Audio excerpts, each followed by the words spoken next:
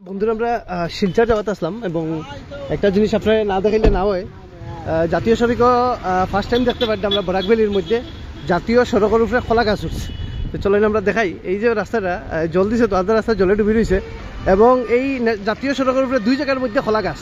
চলেন আমরা দেখাই এবং প্রচণ্ড রিক্সি জায়গা। এখানে আমি দাঁড়াইলেও ট্রাকে যে কোনো সময় বাড়ি মারি দিতে পারে। এই যে দেখতে পারবা কীভাবে ট্রাকগুলো ক্রস করে এই জায়গাটা অ্যাভয়েড করিয়া, মানে জাতীয় সড়ক এখন এই যে গাড়িটা যখন ক্রস করবো তখন অন্য গাড়ি ক্রস করার জায়গা থাকে না, কারণ এখানে জাতীয় সড়ক অত বড় বড় গর্ত হয়েছে। তো সাইন হিসাবে যে বড় গর্ত এখানে তখন খোলা গাছ এইভাবে ইট দিয়ে লাগানি হয়েছে।